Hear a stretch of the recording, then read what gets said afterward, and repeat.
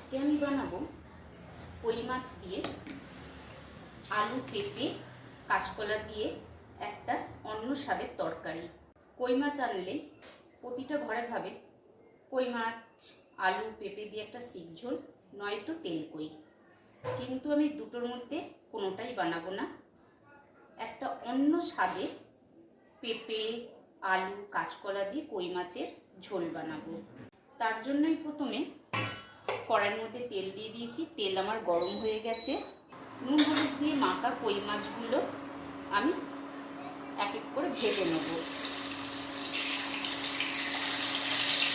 কই মাছগুলোকে আমি কড়া করে ভাজবো না, এক পিঠ আমার ভাজা হয়ে গেছে, হালকাভাবে পাল্টে দিলাম।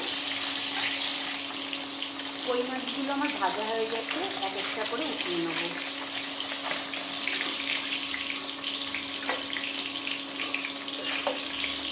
মাছগুলো আমার ভাজা হয়ে গেছে।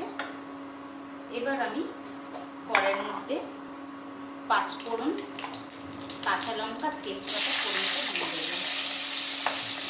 নাড়াচাড়া করার পর আমি বেটে রাখা আদা, পেঁয়াজ, রসুন, লঙ্কা, জিরে, ধনে, হলুদ দিয়ে দিলাম। মশলাটাকে কষাবো। এবার আমি স্বাদ মতো নুন দিয়ে দেবো। কেটে রাখা আমার কাঁচকলা, পেঁপে, আলুগুলো আমি ধুয়ে রেখেছিলাম, দিয়ে দেবো এক এক করে।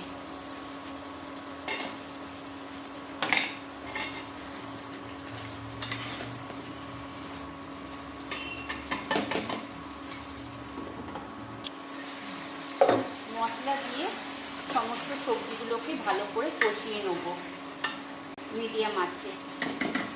এবার আমি ঢাকা দিয়ে দেবো। এইভাবে মশলা সবজিটাকে কষিয়ে নেব, আর একটু কষাবো। তারপরে পরিমাণ মতন জল দিয়ে ঝোল তৈরি করব। মশলা সবজি কষে গেছে, এবার আমি পরিমাণ মতন জল দিয়ে ফোটাবো।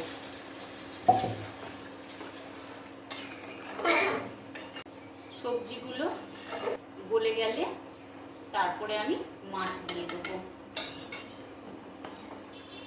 ঝোলটা আমার ফুটে উঠেছে আর সবজিগুলো গলে গেছে। এবার আমি মাছগুলো দিয়ে দেবো।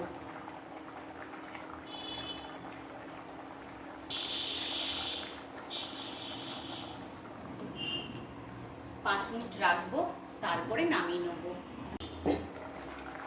তরকারিটা আমার হয়ে গেছে। এবার আমি জিরেটা বেটে রেখেছিলাম, ওইটা উপর দিয়ে ছড়িয়ে দেব।